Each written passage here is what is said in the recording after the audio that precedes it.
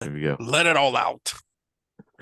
Hello, everyone. Welcome to Developing Palates. I'm Aaron Lewis coming to you from the Drew Estate Studio. With me today is Seth Geis from the Bastani Studio, John McTavish, and from the Brox Press Studio, Jiunn Liu. How you guys doing today? I I don't know. We I miss Oh, it's gonna I miss some big numbers, man. whoever's tuning into the start of the video, you're gonna want to watch the entire thing. I guarantee this is gonna be highly entertaining. So please don't tune out If early if because you're you gonna miss some good if you stuff. watch High Claire Sinager, you have to watch that before watching this too, because they're we talked about the we'll get to it. All We'll Price right. get to it. point. Same but not same. Jeez. Yeah. So today we are talking about the My Father Flor de las Antillas 10th anniversary. Cigar is a Toro Extra 6.5 inch by 52. Comes out of the My Father factory in Nicaragua. Blend is just listed as Nicaragua for wrapper, binder, filler. Price point is a measly $40. Cigar was released in January of 2023. So with all that out of the way, June, why don't you take us through your experience with this cigar? I thought the cigar flavors were really thin. I mean, it's like, okay, so to be nice, it's a smooth cigar, right? But the smoothness doesn't equate to really good flavors. Flavors are thin. It was really hollow. It was very light. So I got overall like some just a lot of generic notes of like cedar, cream, sweetness.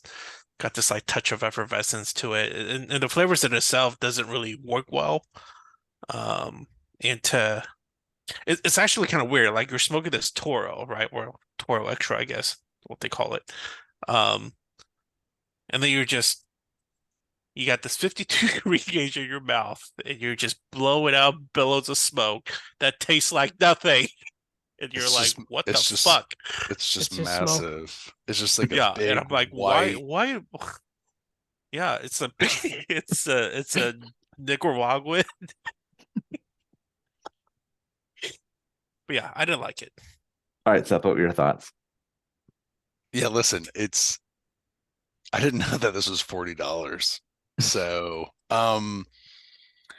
yeah, June really captured it. It's like it really the Flor de las Antillas flavor profile. I always kind of thought was one of these flavor profiles that really didn't line up with what I thought my father was all about. And I know that it got Mhm. really high praise. So I think people are always like, "Oh yeah," but I'm like, I don't see it. Like I just don't get it. There is this creaminess to it, but it's not like a sweet cream. It's not even like a sausage gravy cream. It's like there's just this creaminess with minerals and tobacco and leather and wood, and it's medium full to full. It's just, yeah, it's dry. It's like it's just it's got a long finish for a little while. It's just kind of, yeah, it's a funky profile. It's a massive cigar and it's producing a ton of smoke, but there's not a huge amount of like flavors with it. And it's not what you would expect with it. All right, John, what are your thoughts?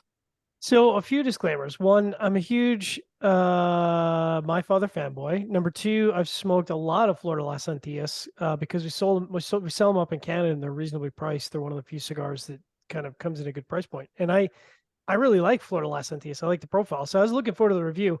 I did not know the price tag like Seth until I started writing up the review.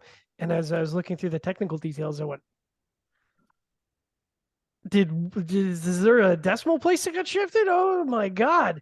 So with that said, the flavor profile started out promising the first third for me. It was creamy chocolate and wood and, like cream and nuts, cream and chocolate, some really nice sweetness, some vegetal notes. And I was like, okay, this doesn't smoke like a regular Flor de las Antillas, but maybe they're going in a different direction because it's an anniversary series. And then the second third kind of started out with creamy chocolate, and then it was just like wood.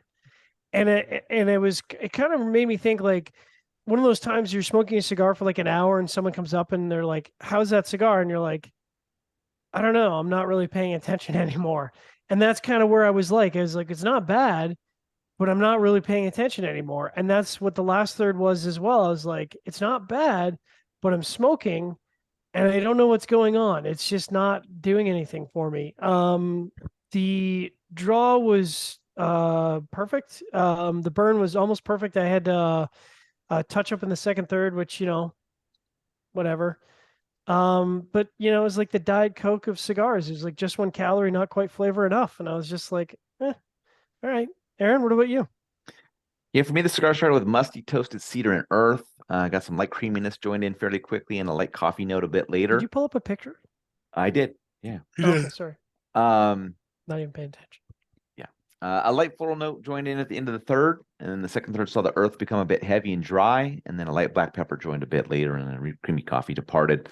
Final third saw some wood bitterness join, and later a vegetal bitterness. I thought the cigar had a nice but fairly basic start in the first third, but by the second third, when the earth took the lead, it kind of dropped down a level and kind of maintained that the rest of the way. Like the guys have said, this is a very different blend than what you would expect from my father altogether for this line. Just wasn't in line, I think, with what's going on. And you know, regular smokers of my father would smoke this and say, like, "Where's the pepper?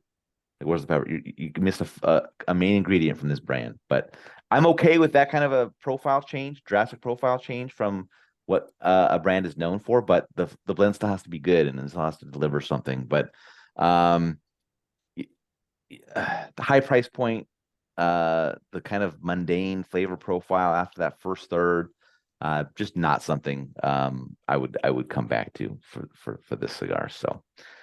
All right, let's get into the scores. We are going to start at the top with Seth at 6.35. Jiunn gave it a 6.1, and John and I both gave it a 6 even. So Seth, how'd that 6.35 matchup for you? Yeah, I mean, that's a really generous 6.35. You You can know, go I'll say back and edit one of the scores, by the way, if you no. like. I mean, I'll say this. It's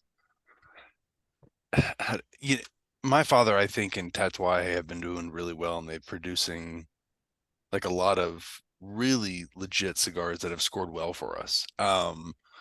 And going into the cigar, I was like, man, I never was that crazy about Flor de las Antillas in general. But I was thinking, you know, maybe with how they've kind of turned things around in terms of tobacco and so forth, that they would, you know, make something really special. And they usually have with limited editions. But I just didn't find it with this. And I just think it was just kind of a blend that just wasn't really rocking it out.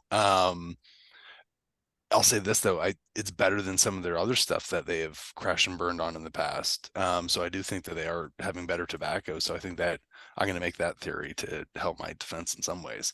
But yeah, the $40, we'll get to that into the overall summary about the price on this cigar. All I right, don't Jiunn, even know. 6.1. Jiunn. Yeah, 6-1 is I mean, realistically, guys, we all scored it very similar to each other, right? Yeah. We're 6-3 to what, To right at 6. 6. Yep. Yeah. But yeah, it's a very average tasting profile. Highly disappointing, you know, just put the cigar back in the coffin, you know. All right, John, 6 even. Yeah, it's an average tasting profile with near perfect construction, and you know, we'll get into the price, but I'm not sure that would be acceptable at a $15 price point. It's definitely not acceptable at a $40 price point. Not for me. Yeah, my 6 even matches up with John. I mean, slightly above average flavor profile, really good construction, kind of gets to that 6 mark, but that 6 mark is not something that I'm gonna typically want to smoke again, and then add on that price point, and it's a cemented no. So, all right, final thoughts. So first of all, what was do you guys remember what the price was on the Le Bijou 1922 limited edition? I was going to bring that up. I think they mixed up the price sheet with those two cigars. $13 versus $40. Yeah. And that one was scored immensely higher by you guys than this cigar was. And that's why, you know, I was looking at over like when we were going through the list, like I didn't, you know, I'd see some prices and I knew that, you know, the High Claire was above this and that was like $33. And it was just because of different, you know, it's like, okay, I get it. But I didn't really look at like the My Father, and I wasn't even going to go over there because it's like, you know, the thought of this being $40 was just not where I thought it would be. Because I do remember that the My Father, that 100 was not this. Yeah. This is what happens when you get Cigar Aficionado #1 cigar of the year, and then you get a 10-year, and you can, yeah, man, that's kind of, that's That's a weak 6.35. I mean, that's generous. I should have paid attention to that, because I do think that looking at that, honestly, if you're a customer, don't spend $40 on this cigar. Like, if message me and then we'll Facebook Live from the humidor, and I'll tell you where to spend the extra money if you really can't choose anything over spending $40 over this. Yeah, I mean, like the value scores on this, all of us are negative except for Seth, and Seth is 0.05 is his value score, so like just breaks even. So it's So for people who don't know what the value score means, that means that my father would have to pay us per point to smoke this cigar because the value is in a negative. right. Yeah, Yes, you'd have to give me the cigar, and then you'd have to pay me to smoke it. exactly. You know why it's so disappointing for me? When I graduated from smoking CI brands, I went to my father. That was one of the first brands I went to, and I have a really soft spot for that brand in general. So coming out with these like shitty anniversary, cigars is just like, dude, what are you doing? Who did you see this? I think that this would have been fine at the $18 mark. I think that Yeah. totally is in line with the Sure. brand, with the strategy of the brand. But over $35, like, I honestly had a moment where I'm like, you have lost your goddamn mind. Like, have you looked at the packaging of the senator versus senator versus this? Like, it's a nice coffin, yes, but you're in Davidoff territory with a Flor de las Antillas. I just, like, I don't get that at all. Like, no offense to Flor de las Antillas. Like I said, I like them, but that is not in that price category. And for you to jump from, a $9 cigar to $40 in a limited, like, Yeah, that's holy big. shit. Yeah.